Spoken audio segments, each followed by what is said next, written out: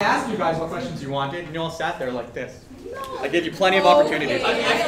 You said no theta for the related rates. Was there a theta on the related rates? No, there wasn't. You just had to use the sides. So you asked, and I delivered. So you should ask more. Right? Come prepared with ideas. Come prepared. Well, that's the thing. I think when I asked you what questions you wanted on the midterm, most of you weren't caught up. Right? Sometimes you would and you'd be like, how can I not put that on? Those are fundamentals. Similar to the lecture problems. Yeah. A lot of those questions were very similar to the worksheets. That's not lecture problems. Worksheet. I'm saying like the ones, you know how you have your own notes? And you have exercises and examples. Okay, well this is the good news. The subsequent tests are going to be much more similar to like the work that you're doing because the first integration test is essentially mechanics. Right, so if you practice mechanics, you should be able to get quite good at integrals. Except the mechanics of doing an integral is very difficult, but it requires less conceptualization. Right, I'm going to teach you basically derivatives again, but we're going to reverse it. Okay, so in any case, let's just keep going. So next midterm, 4 weeks. Next quiz, next week. We got to keep on it. So we're getting there. So today we're going to do areas and estimating with finite sums. And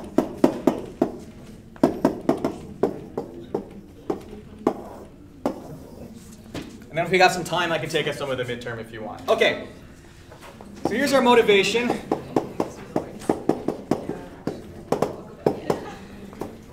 How can we find the area bounded by weird shapes? And I'll put this weird in quotes. That is to say, we have formulas for taking areas of very specific things, right? Like rectangles, triangles. I think the weirdest thing you know how to take the shape, the area of is maybe a circle or a half circle, right? What about stuff like this? What happens if I want the area under something like this? Right, for this line given by some function of x. Okay, it's not the case that we're always going to have an equation to give us the quantity we're trying to obtain. So what we're going to have to do is try to contrive a method for at least estimating the area under this curve, which is going to be an important quantity, which we'll discuss in a bit. Right, this is the first steps towards the proper integral. Okay, so I'll give you an example. And this is going to be our master example for today's class. So we're just going to be looking at this function. This is going to be y equals 1 minus x squared. So it hits the axis here at 1, 0, hits that place at 0, 1. And we want to talk about obtaining this area that's bounded by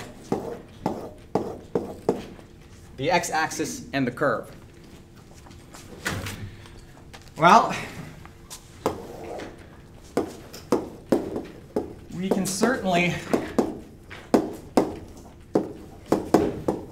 give lower and upper bounds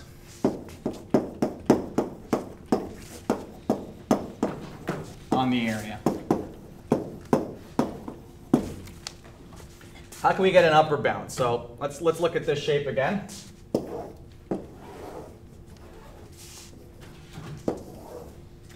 If this is 1 on the axis, what is this area definitely less than? 1. How did you get that? Yeah, so I'm gonna surround this in a box. And is it clear that the area of this shape is less than the area of this box? Okay, so that's one of our first approximations. So I'm going to say that's our area A. And since we don't know how to get it precisely, I'm going to give an interval where the true value lies. That's the same thing as giving an approximation. So where can we bound our area? So we know that our area is less than 1. And what is it bigger than? Just sort of intuitively. 0. Okay. So here we go. We know that the area is between 0 and 1. Now what we want to do is shrink this interval, right, so that the interval where the true answer lies becomes sharper, right, which means you're isolating the true answer. How can I refine the estimation that we have here? Right, there's a lot of error. Like this is all included and it's not supposed to. Yeah. It's covering more than half of the box. Covering more than half of the box. Well, I'm going to use two rectangles. That's sort of the answer that I was going for. Right, so if I use two rectangles, I'm going to make this other one smaller. Okay, so if I use that as one rectangle and the other rectangle as this, so we have two rectangles whose width are what? 1/2 and 1/2. This point here is what? That's going to be 1/2. 1 minus 1/4, that's 3/4. So now we have two rectangles, right? This one and this one. So I'm also going to say here, well, yeah, the area of the two rectangles is still greater than the area of the curve. It's under the area. The area of the rectangles is still more than the area bounded by this curve f. So let's try to find out now what the new estimation is. So what is the area of a rectangle that's 1/2 wide and 1 unit high? 1/2, right? Height times width. So the new one is, we also have a is in 0 and then less than 1 times 1/2 plus, and then what's the area of this rectangle? 3/8. It's 3/8, so you get 3/4 times 1/2, which is 3/8. Thank you, which is equal to 0. So what's 1/2 plus 3/8? 7/8. Okay, so you see that 7/8 is less than 1, right? So this interval is indeed a little bit sharper, smaller, right? And as the interval keeps getting smaller and smaller and smaller, we're going to get a better and better approximation out of the area. Let's maybe do one more.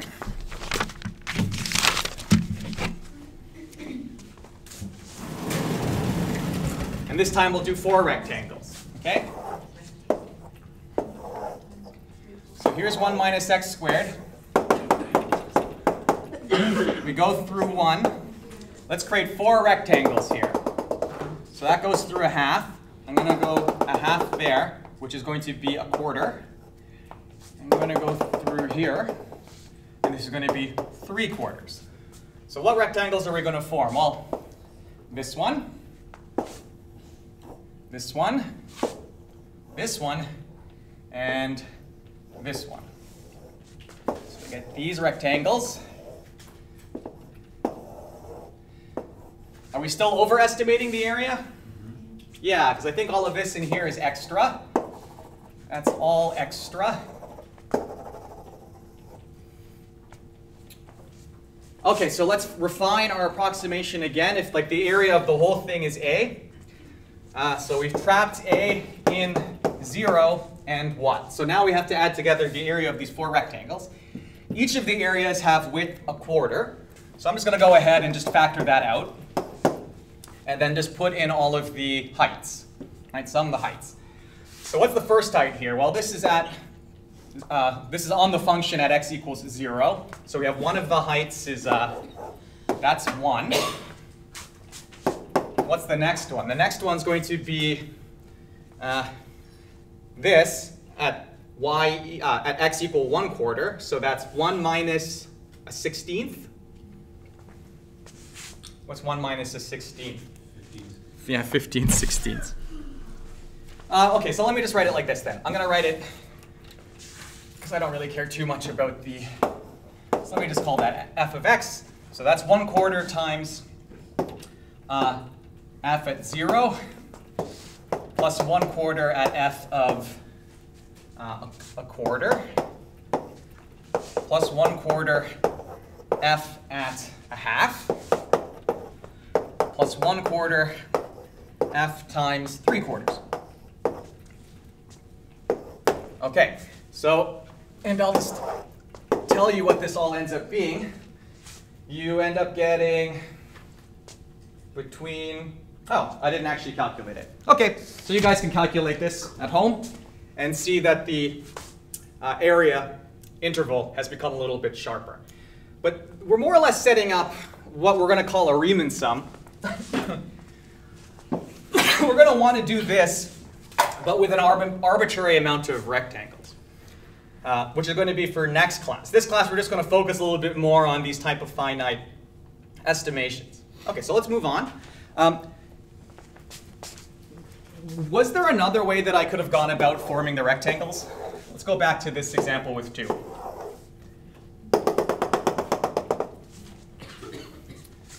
You see that on these examples, I used this point to form the height of the rectangle, but I could have also used the other side to form the height of the rectangle.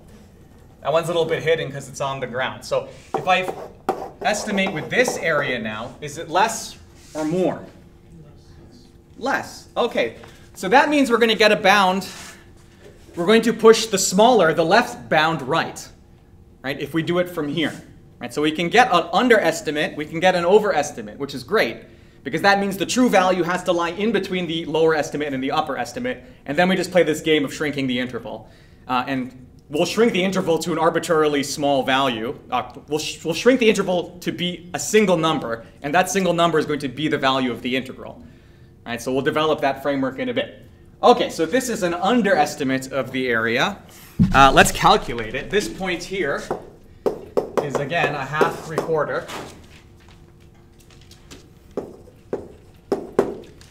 which means the area is going to be given by the area of this plus the area of this, which is 0. So we know that A has to be bigger than, this width here is a 1/2, this width here is a 1/2. So we have to be greater than a 1/2 times 3/4 plus a 1/2 times 0. And less than, whatever, 7/8, let's say.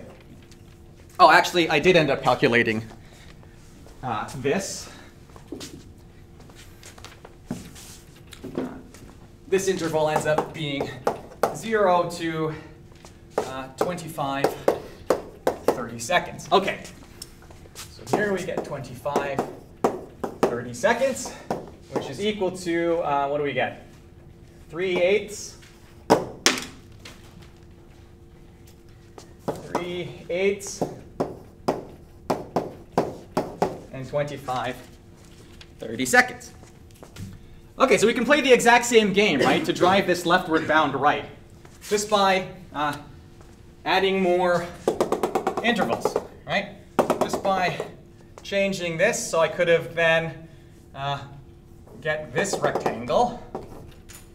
That one is fine, and then we'd also add this guy. And then that would be 0. And then here we're missing a tiny bit of area in here, a tiny bit of area in here, a tiny bit of area there, a tiny bit of area there. Okay, so from those of you who are taking this again, you may recognize these two images as of that of being left endpoints and right endpoints. Did I do that backwards? Sorry. Left endpoints, right endpoints. Right? The endpoint is referring to where should we take the height of the rectangle? Right? Should we take it at the leftmost? Should we take it at the rightmost? We'll talk about how to break this up in a bit, but that's the general difference.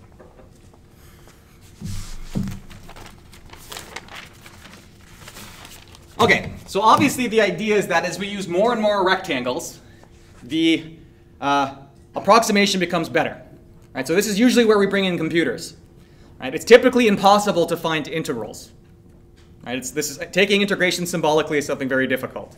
So we use computers to do this, so obviously they're very well suited. Because I may say, for you, we may do 4 rectangles, but if I had a computer, I could say do 1,000,000. Right? And that would give me a very good estimate. In fact, the integral is the natural limit point where we make n equal an infinite amount of rectangles. All right. Any questions so far? Yeah, these next few classes are going to be one just developing the geometric framework for integration. These left and right endpoints, these Riemann sums, seem to really confuse students, which is baffling to me because it's not calculus. I could ask grade school students to break an interval into equal pieces, right? So don't overcomplicate it. This is not really, we're not really using advanced techniques here. At least not yet.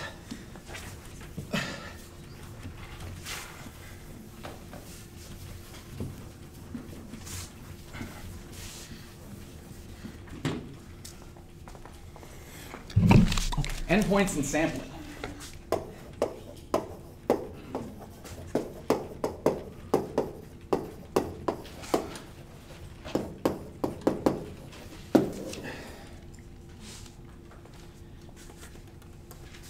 Okay, so generally speaking, what we're going to be doing is working with some curve, and we want to find what the area under the curve is. Okay, and we're going to need to figure out what the area under the curve is by undergoing or undertaking this type of procedure. Now, what I wrote on the board was a very contrived situation where we've broken the r-axis in here into equal intervals, right? So up there, maybe I said that we did this, right? Where each of these things is maybe delta x, and it's the same delta x each time, okay? It's a very particular situation. What's much more typical in science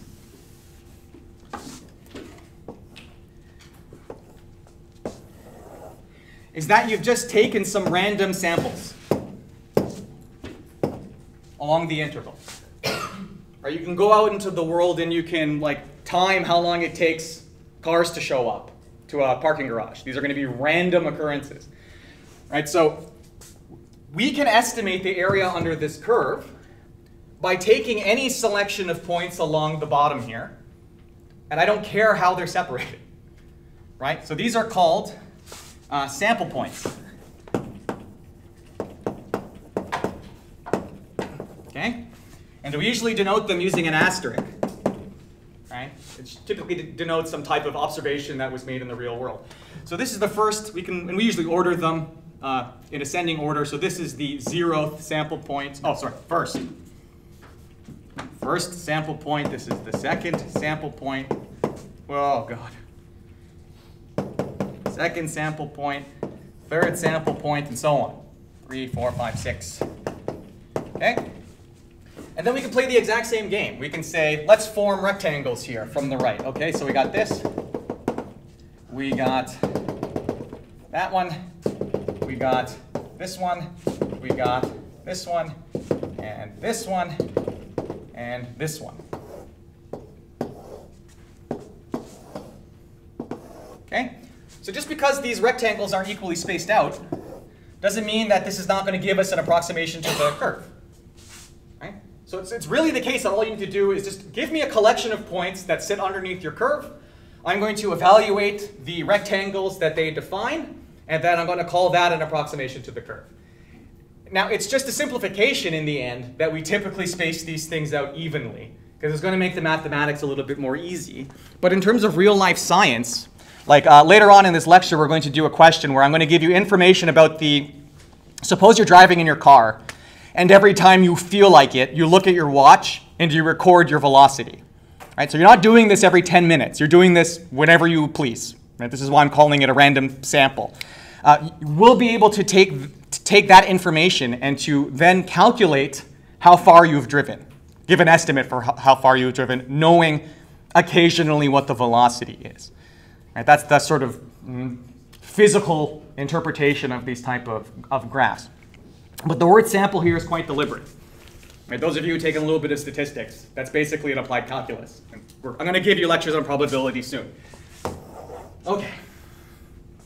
I'm sorry if this stuff isn't extremely interesting. So let's talk a little bit more about these sort of random samples and the notation that we're going to need for describing them, because the notation here we can get kind of lost in. So here's our y = 1 minus x squared.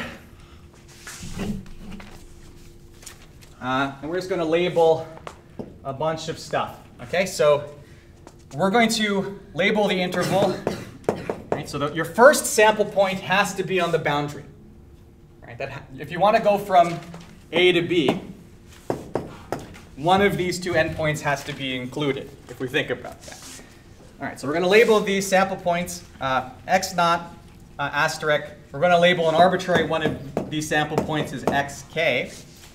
If we make this one xk minus 1, then we're going to call the space between xk and xk minus 1, we're going to call that delta xk.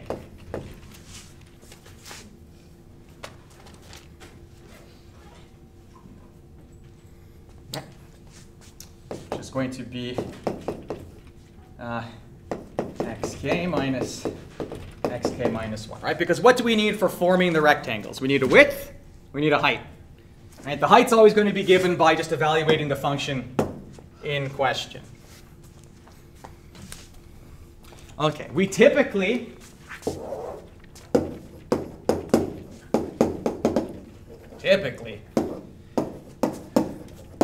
break the interval into equal pieces.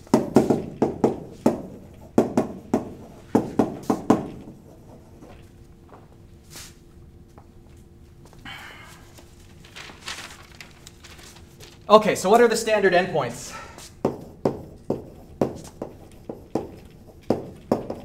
Okay, so again, this is the game we're playing. We have the real line here. We're going to work on the real line from A to B. And we're going to try to build some rectangles above this. If I give you these 2 points, A and B, and one more, let's call this the xk, or maybe just one sample, x. So you have A, you have one sample, and then the right endpoint. How many rectangles do you get with 3 points? 2. Right?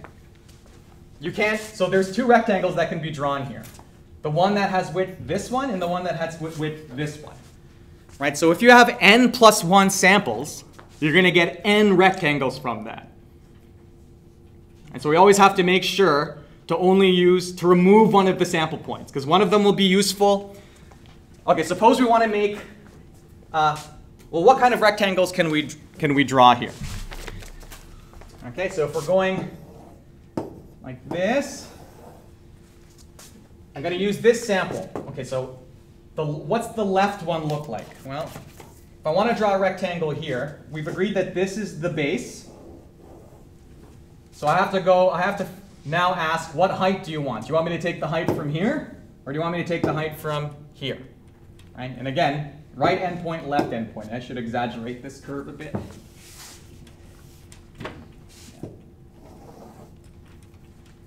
Okay, so here is right.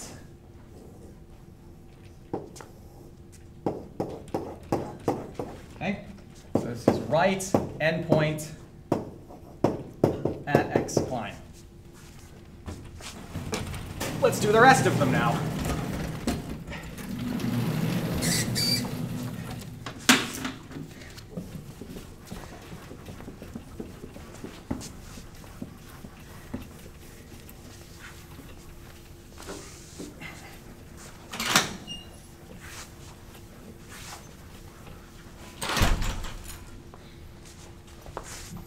G'day.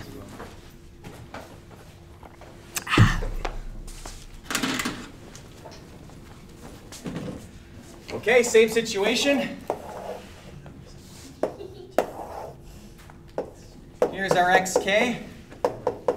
And let's do a left endpoint. So here is going to be the left endpoint. And we actually have one more way of taking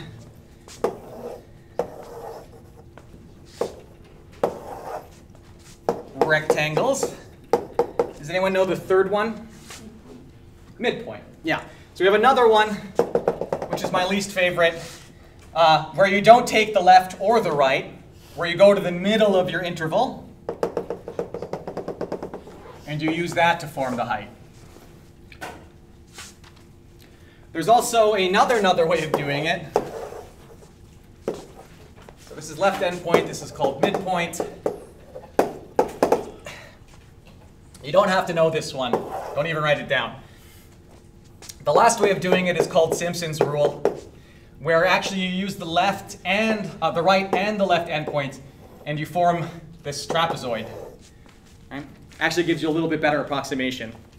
So there's a ton of games that we can play like this. This is all from a field of mathematics called numerical analysis. Right? Those computer scientists who are actually interested in getting the values of these integrals. Yeah? Sorry, just did you draw a triangle there? Yeah, it's just the secant connecting these two things. Right? Because you're just making so usually you'd have all of this as mist. So I just add that triangle and it gets a little bit better. You can make an arbitrary convex hole there. Yeah. Okay, so what have we noticed here, right? So we had a left endpoint and we're overestimating. We have a right endpoint, right endpoint and we're underestimating. Is that a rule? Is that generalizable?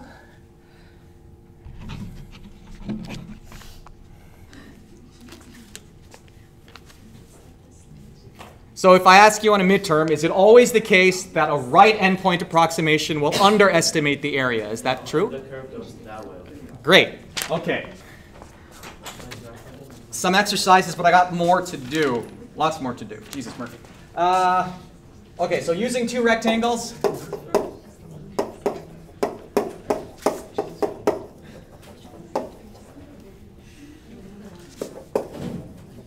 Form approximations.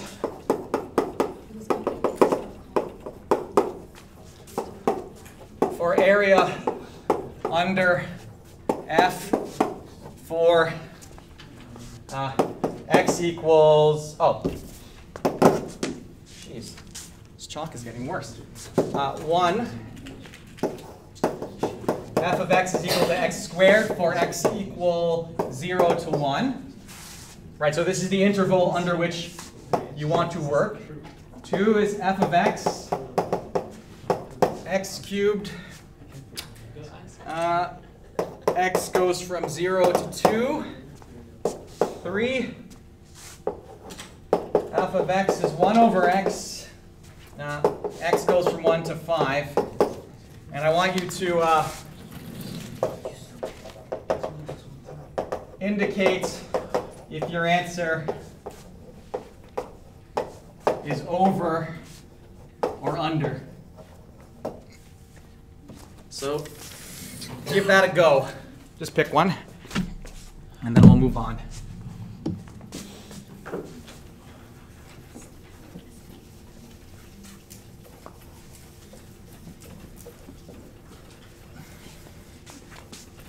Sorry if this is kind of boring, but it's necessary primer for tomorrow's lecture. Oh, I shouldn't erase that, I just wrote it.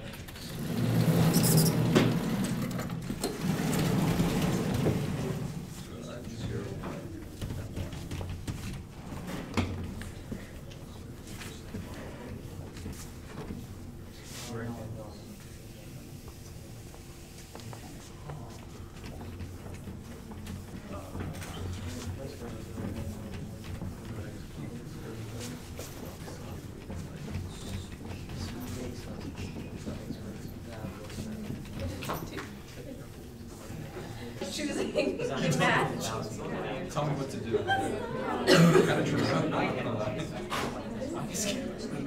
But anyways, you guys get it now? Cool. I hope I did it right because I didn't do it right. No, I look really, really smart. I knew that. I mean, it looks right. This was me when I was doing optimization problems. I like banged my head on the desk trying to figure out this one problem, and then I realized it was not negative. So. Oh yeah. And I was like, That's Yeah, but you had my choice. I 100% messed up. like I went for a walk outside. Okay. It was like 2 days ago. I was literally legit so cheesed. I went and walked outside. Never done that. I left my phone in my house to go walk outside my house. I was like, I'm done.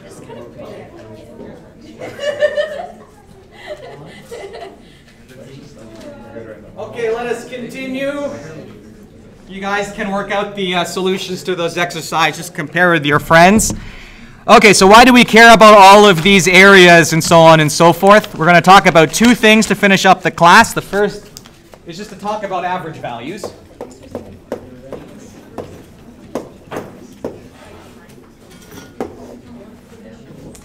So can anyone tell me what the average of something is? What's an average? You add up all the terms and divide by the number. Okay. Might have changed over a period of time. Sure, there you go.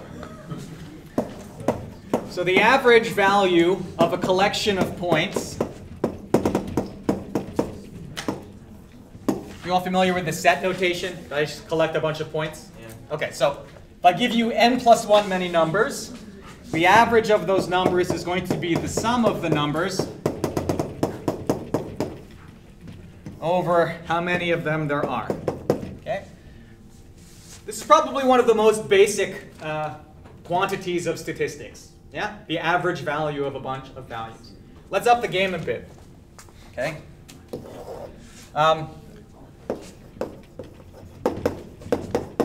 What is the average value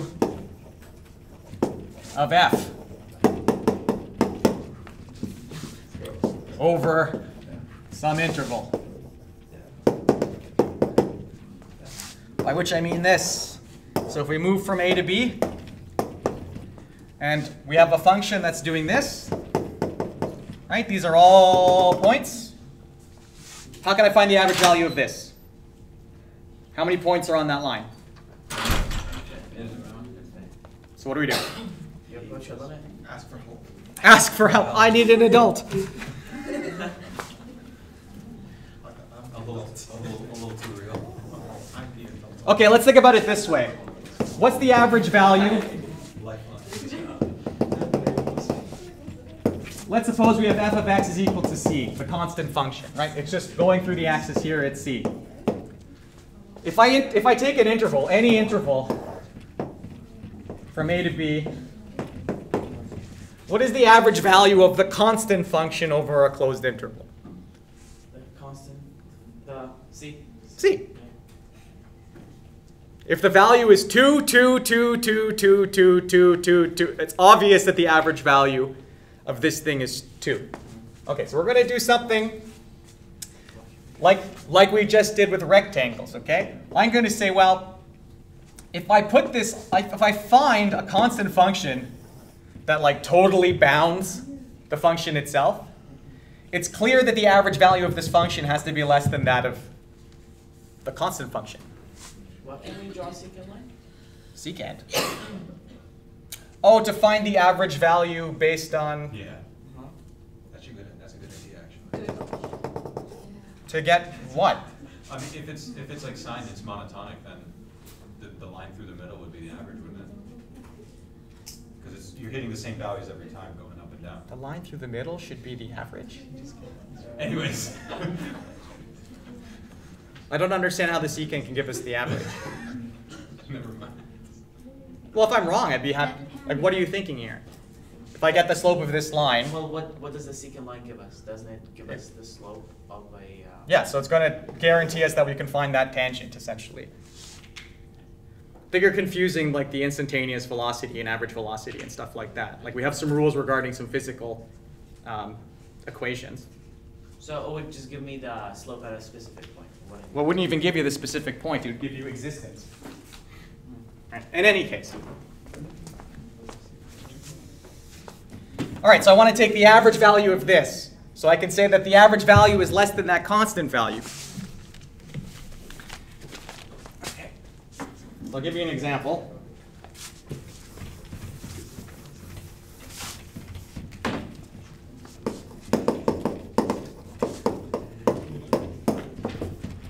And we're going to flesh all of these details out way more as soon as we actually have the integral. I'm just trying to give you some vision of where we're going. Okay, so if I want to know what the average value over this is, y equals 1 minus x squared. This is just our standard example. I know that it's going to be less than 1.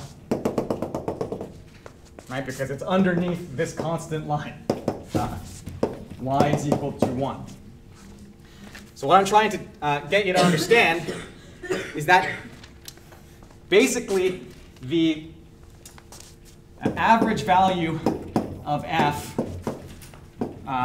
for x goes from a to b is a, oh, used a twice. Let's call this little a to little b. Is a divided by b minus a. And that is to say, if you have some function, f, and you know its area here, okay, the average value of f over this area, over this interval, is this area divided by that length. We're going to need the integral in order for me to really flesh that out. But like this, finding these areas have real physical interpretations. One of them very much is average values and statistics. But we'll get a lot more into that during probability. So the secant line doesn't work because you're asking for the average area, not the average slope. I'm not asking for the average area. I'm asking for the average value of the function. Like, which is not the slope. Okay. This function like goes up and down, right? Yeah, it's like Each of these have evaluation points. Yeah. So we could say that like, okay, let's take the average by cutting this into 4 pieces, looking at these 4 points, right? And then dividing by 4, if we want it. Right? We can always take discrete samples. Okay, maybe the physical one will make more sense. Again, this is all just like first touch. Don't worry if you don't understand any of this. I'm just showing you the direction we're heading. Because I really need tomorrow's lecture to be able to explain anything properly. What's up? Explain what you said at the top right there again. How you got the unite. Well, I'm just stating that. I can't prove it yet. I need an integral first before I can prove it. Can you explain why? Again. I haven't explained why yet. It's just a statement, right? We will find this out later on. Okay, so I think it'll be a little bit more easy to understand if we use the physics example.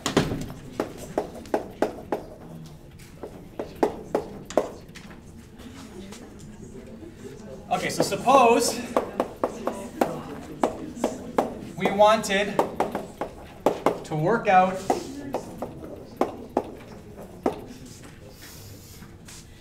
how far a car has traveled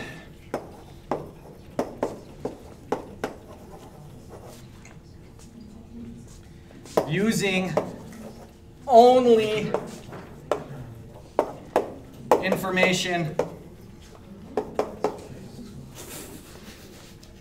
about instantaneous velocity. How could we do this?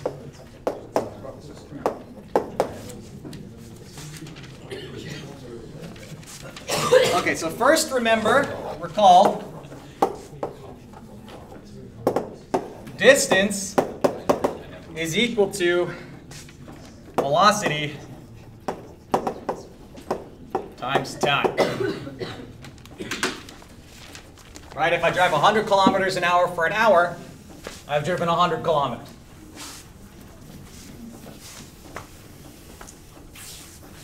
Okay, so this is a real experiment that you could go out and do, right? So I'm going to give you a table.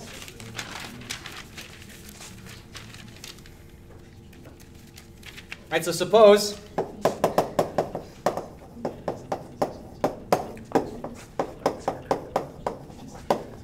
we recorded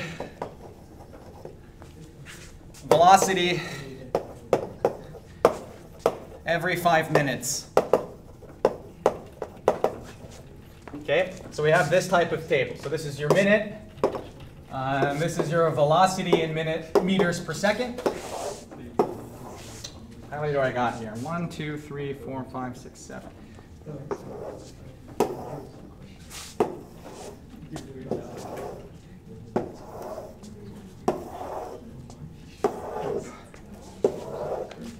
Okay, so at minute 0, 5 minutes, 10 minutes, 15 minutes, 20 minutes, 25 minutes. I need one more. 30 minutes. Okay, so we look down and your velocity is given by these values.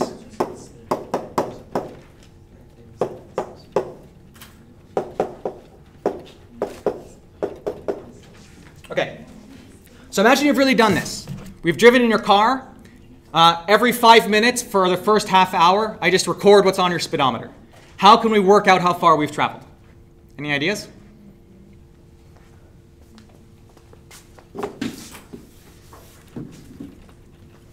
Okay, so break down the problem into something a little bit more doable. How far have we traveled in the first 5 minutes?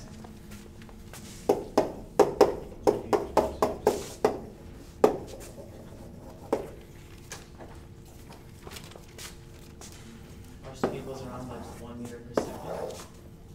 We multiply by the number. This is the interval. So how far have I traveled from minute 0 to minute 5? 300 meters, 5 times 60. 67 seconds.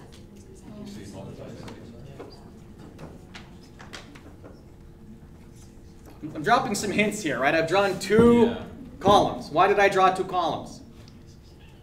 Okay. In the first 5 minutes, so in the first 5 minutes, that's a 5-minute duration. Yes? We have to now decide which one of these two we're going to use. Were we traveling at 1 meter per second or 1.2 meters per second? Right, in that interval. What does this remind you of? Endpoints. Left and right endpoints. We could also take the average of those two. That may be a tad better. Okay, so assuming that we're going to choose 1 as the average velocity over the first 5 minutes, how far have we traveled in the first 5 minutes? 300 meters. Well, 5 times 60 times 1. Right? 1 being this one. Right? And that's 60s because this is minutes and this is seconds. Okay. So this was the left endpoint. What about the right endpoint? Well, in the first 5 minutes, we may have also traveled 5 times 60 times 1.2. Okay? This one's going to be, since this is the lowest speed over that interval, this will certainly be a lower bound for the distance traveled in the first 5 minutes. And this will certainly be an upper bound for the distance traveled in the first 5 minutes. Okay? So if we plotted this table, remember this is also a graph. A graph is just some information about the points on the plane. I don't really want to draw, but what we've done is we've gone from 0 to 5, and we've computed the area. That's exactly what this is. These are both areas. Okay, what about minute 5 to minute 10?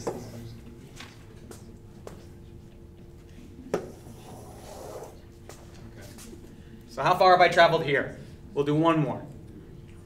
5 times 60 times 1.2. Right, times 1.2, left endpoint, right? So between minute 5 and 10, we were traveling either at 1.2 meters per second or at 1.7 meters per second. So we just pick one. And then, so this is the underestimate, and here is going to be the overestimate. 1.7. Okay, so we can play this game for all of the intervals. The final interval is going to be what? It's going to be from minute 25 to 30. In here, we're going to be 5 times 60 times what? 1.6. And in here, we're going to go 5 by 60 times 1.4. So then how do we get the, how do we answer this question? How do we get an estimate for the total distance traveled? From 0 to 30. Add all of these. You add the columns, right? You total the columns. So you total them. Right? And what you end up getting is exactly the sums that we were talking about at the beginning of class. Right? This is the area under the curve from 0 to 60. Left endpoint. This is the area under the curve from 0 to 60, right endpoint. Right? So this should make sense to us because eventually we're going to learn that integrals are given by their antiderivatives. So this was information about the velocity function. Its antiderivative should give you displacement. This is no surprise. That moving back, right? Because if you take displacement and take its derivative, you get velocity. So if we undo that process, we're going to get displacement. This is the undoing process. If you're not actually given a function f, if you're only given data points, samples. So you statisticians should be perking up. Right? This is how you sample real-world data and retrieve real information from. Okay. How much time do we got left? Oh, tons of time. Okay, I have some exercises. I'm going to write some exercises on the board, and then I want to get a little head start on tomorrow by talking about sigma notation. Because we're going to use a lot of it, right? Because all we're doing now is adding stuff together. So I said something about if we find ourselves doing something over and over and over again, this is where it's appropriate to introduce new notation. Right, so this is one of those points. Okay, so I'll leave this here because you'll probably need it.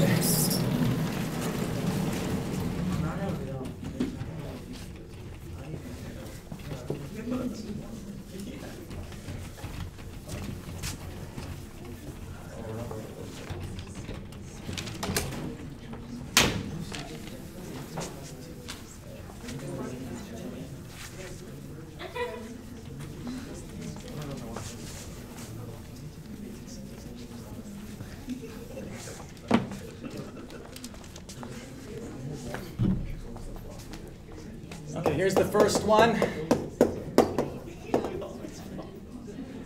Alice is driving a twisted road.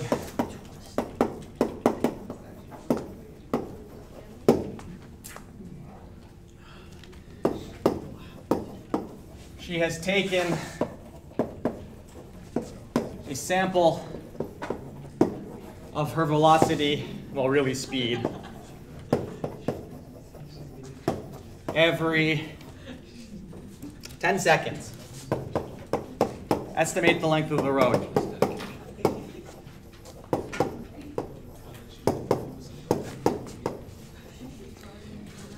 Here's time in seconds. Here's the velocity in feet per second. 0, 0. 10, 20, 15, 30, 35, 40, 30, 50, 44. Okay, that's the first one. Here's the second one.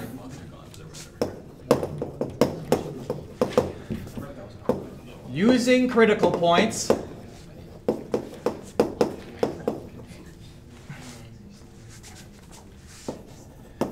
estimate the area under this function.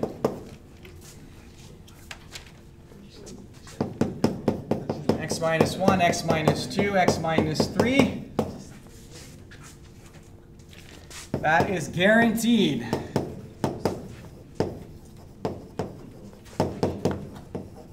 to be an overestimate.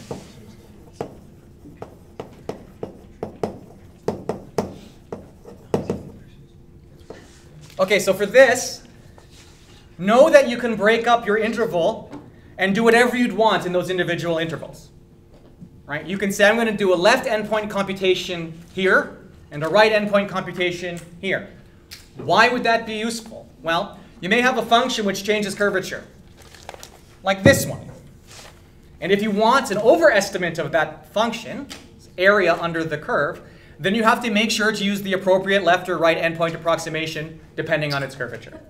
So I'm basically asking you to use the curvature information in tandem with what I taught you today to get me a Riemann sum calculation that is guaranteed to be an overestimate. Because I want you to use the right estimation and for the right curvature.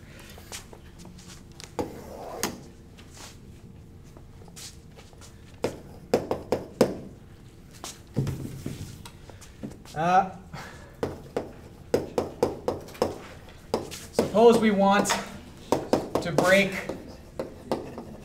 this interval 5 to 17 into 4, 8, and many rectangles.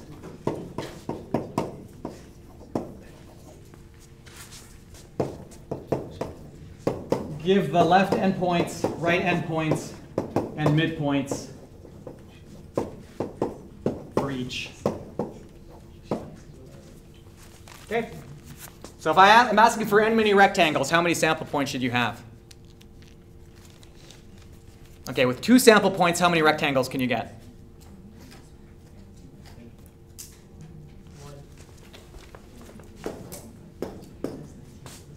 Yeah. 1. Okay. What if I have 3 points? 2? What if I have n points, n minus 1?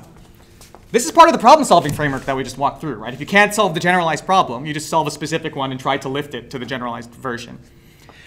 Okay, so give these a try. There's also a worksheet that you have to do for today that's talking a little bit about arc length, and also weedy work. You should have more problems there already. Sorry.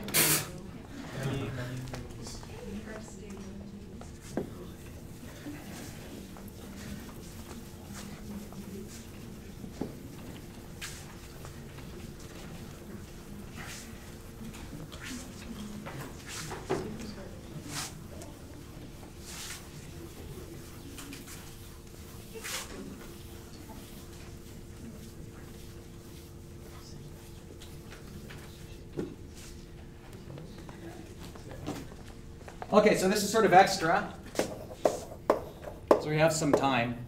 We're going to talk about sigma notation. Now please don't be scared about this. I used to love getting new notation when I was an undergrad because it made me feel fancy and like a genius. But it's just a time-saving mechanism for writing sums quickly. All right. So some of you have seen this and some of you have not. This is a capital E, or capital sigma, of the Greek letter. If you care, that's, oh, is this S? Oh yes, S for sum, sorry. That's the lowercase sigma. E, epsilon. Jeez, I'm losing my mind. Okay, so how this works, so let me roll back. This is the Greek letter for capital S. We're summing things, right? So this is appropriately chosen, right? S for sum. So how this works, I'm going to show you this. Do you guys remember what a set is? A collection of numbers? Okay, so here's the easiest way to do these sigmas, right? So if I give you a collection of numbers A, like 7, 3, minus 1, 8, okay? The way to express, I want you to sum all of these numbers together is like this. I want you to add together all the numbers A, such that A belong to this set. Okay? So basically, this now is a way of writing 7 plus 3 minus 1 plus 8. Okay? Now, I can also say, take A and A and apply some function to it. Right? I say f instead of saying 2a because I want you to understand that this is going to walk through and do something like this, right? F of 7 plus f of 3 plus f of minus 1 plus f of 8. Yes? So whatever is basically after the sigma, it applies to everything, and then it's also added. Like whatever is being done to A. Like everything's after. Like what if you did 2A? Everything would be. Well, that's why I'm trying. Yeah, that's why I didn't use 2A. That's why I used F. Right? This is just saying you're allowed to manipulate A, and that manipulation is going to carry through. Now, it's not like it's definitely not the same thing as this. Definitely not. That would be. Could you give me an example of why this wouldn't be the case? F of 7 plus 3. Because it would be like f of 17 or whatever the other thing. Yeah, you'd be taking, so if I did squares, right, this would be 49 plus 9 plus 1 plus 64. If I did the function, if I did this, that would be taking the square of 13 or whatever that was. So it's definitely, this is definitely not the case, right? So be careful. That's basically it. Okay? Like this is really all you have to understand. There's one more nuance. We don't really collect numbers together like this for this class. What we do instead is we have some type of index. Okay? So this basically is equivalent to saying sum all of the k's from the following set.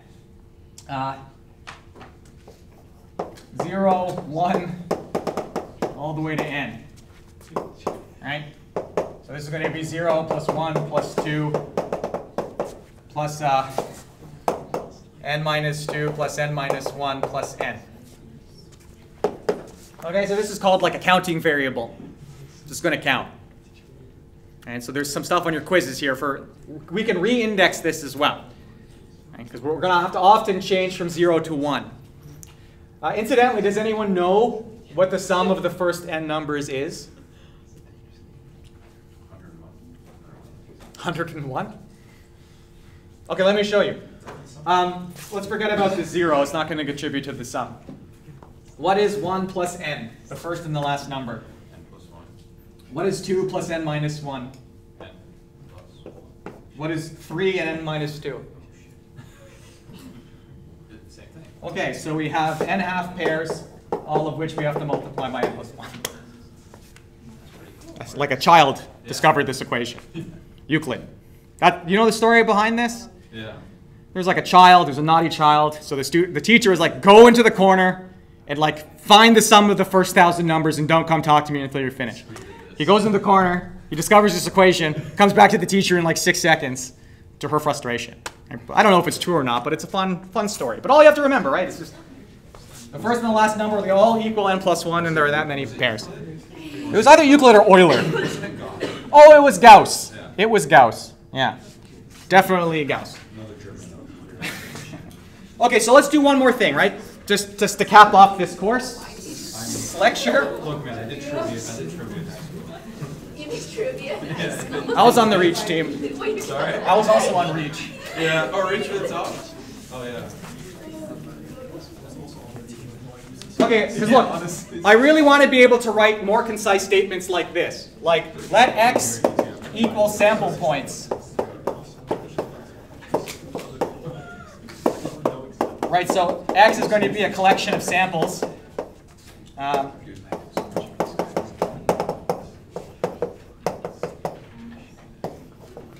now I want to say that the area under F for x goes from A to B is equal to the following sum, right? You say, well, take my sample point from my set of samples. Then what we need to do is find the width, or we'll just assume they're equal at the moment. Like I want to be able to write stuff like this. Right? Run through the sample points, do width times height on each of them, and add them. This is a much more concise statement.